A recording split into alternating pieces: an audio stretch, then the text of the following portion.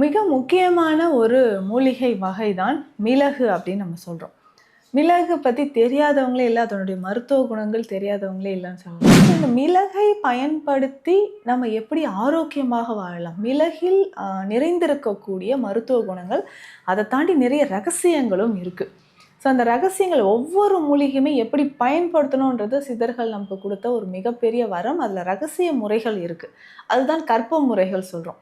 ஒரே மூலிகையை பல வகைகளில் நம்ம பயன்படுத்தும் பொழுது நிறைய பலன்கள் நமக்கு கிடைக்குது.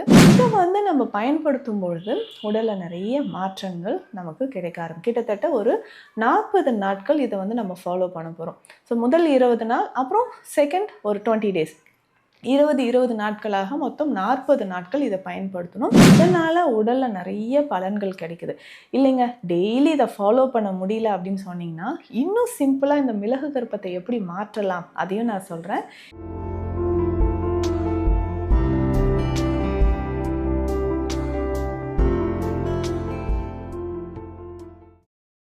வரம் நேயர்களுக்கு வணக்கம். நான் டாக்டர் நித்யா, சித்தா ஃபிசிஷியன். மிக முக்கியமான ஒரு மூலிகை வகை தான் மிளகு அப்படின்னு நம்ம சொல்கிறோம். மிளகு பற்றி தெரியாதவங்களே இல்லை, அதனுடைய மருத்துவ குணங்கள் தெரியாதவங்களே இல்லைன்னு சொல்லலாம். வீட்லேயே நமக்கு யாருக்கு என்ன பிரச்சனை, முக்கியமாக இந்த கபம் தொடர்பான பிரச்சனைகள் இருக்குன்னா அதை சரி செய்யறதுக்கு நம்ம மிளகை தான் பயன்படுத்தும். தினந்தோறும் உணவு முறைகள்லையும் சரி, நம்ம ஒரு சாலட் சாப்பிட்றோம், இல்லை உணவு முறைகளில் ஏதாவது நம்ம சாப்பிட்டுட்ருக்குறோம், இல்லை நமக்கு எல்லாருக்குமே பிடிச்ச ரசம் செய்கிறோன்னாலும் மிளகு ரொம்ப ரொம்ப முக்கியம். ஸோ இந்த மிளகை பயன்படுத்தி நம்ம எப்படி ஆரோக்கியமாக வாழலாம்? மிளகில் நிறைந்திருக்கக்கூடிய மருத்துவ குணங்கள், அதை தாண்டி நிறைய ரகசியங்களும் இருக்குது. ஸோ அந்த ரகசியங்கள் ஒவ்வொரு மூலிகையுமே எப்படி பயன்படுத்தணுன்றது சித்தர்கள் நமக்கு கொடுத்த ஒரு மிகப்பெரிய வரம். அதில் ரகசிய முறைகள் இருக்குது. அதுதான் கற்ப முறைகள் சொல்கிறோம்.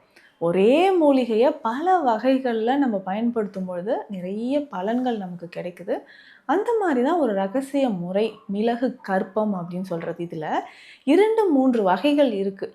ஆனால் இது ஒரு உயர்ந்த வகை அப்படின்னு சொன்னால், நம்ம உடலில் இருக்கக்கூடிய எல்லா நோய்களும், தலையில் இருந்து கால் வரைக்கும், சைனசைட்டிஸ் பிரச்சனை இருக்குது, நேசல் பாலிப், முக்கியமாக நுரையீரல் தொடர்பான பிரச்சனைகள், நீண்ட நாளாக இருக்கக்கூடிய வீசிங், ஆஸ்மா, டியூபர்குலோசிஸ், நிமோனியா மாதிரியான பிரச்சனைகள்.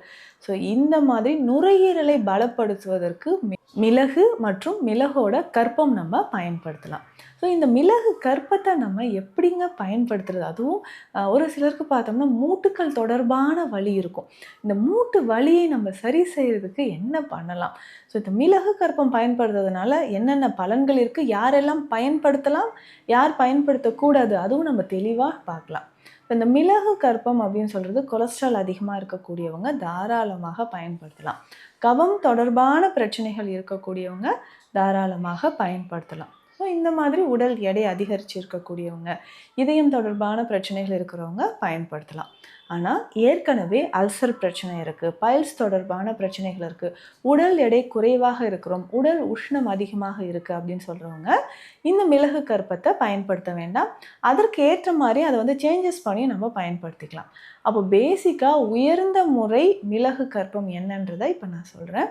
இதற்கு நல்ல தரமான கெட்டி மிளகு நம்ம எடுத்துக்கணும். ஸோ எடுத்துட்டு இது என்ன பண்ணணும்னா, ஒரு நாள் இரவு முழுவதும் பசுமோரில் ஊற வைக்கணும். அந்த மோரில் அந்த மிளகு நல்லா ஊறணும்.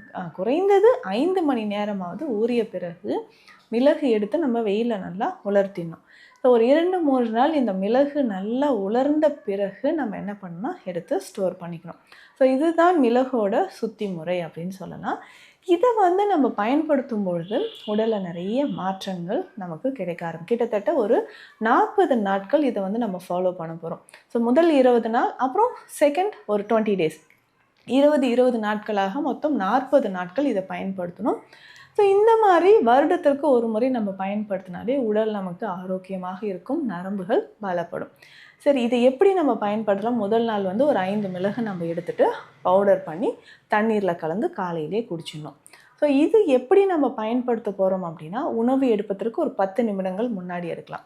ஆனால் எம்டி ஸ்டொமக்கில் எடுக்கும்பொழுது ஒரு சிலருக்கு அசிடிட்டியோ இல்லை வயிறு எரிச்சல் ஏற்பட வாய்ப்பு இருக்குது. அப்படி இருக்கவங்க உணவு எடுத்து 1 மணி நேரம் கழித்து இதை பயன்படுத்தலாம்.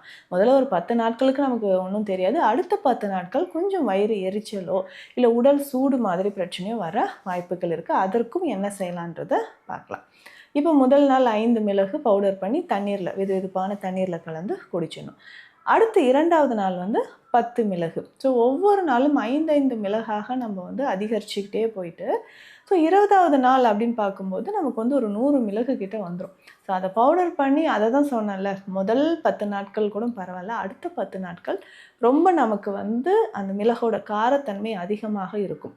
ஸோ இது முதல் நாள்லேருந்தே நம்ம மிளகோட காரத்தன்மை உடலில் வராமல் இருக்கிறதுக்கும் சிம்பிளாக சில வழிமுறைகளும் சித்தர்கள் சொல்லியிருக்காங்க. இதற்கு பேசிக்காக அருகம்புல் கஷாயம். ஸோ அருகம்புல் குடிநீர் அப்படின்றது சித்த மருத்துவத்தில் இருக்குது, அதையும் நம்ம பயன்படுத்தலாம். ஸோ இந்த கஷாயம் 1 ஸ்பூன் அளவுக்கு அருகம்புல் கஷாயம் எடுத்துகிட்டு 3 கிளாஸ் தண்ணீர் விட்டு நல்லா கொதிக்க வச்சுட்டு 1 கிளாஸ் வந்ததுக்கப்புறம் வடிகட்டி இதில் ஒரு 1/2 ஸ்பூன் அளவுக்கு பசு வெண்ணெய் சேர்த்துட்டு இந்த மிளகு நம்ம குடித்து ஒரு மணி நேரம் கழித்து இதையும் நம்ம குடிச்சிடணும். ஸோ இந்த மாதிரி நம்ம ஃபாலோ பண்ணிக்கிட்டே வரணும்.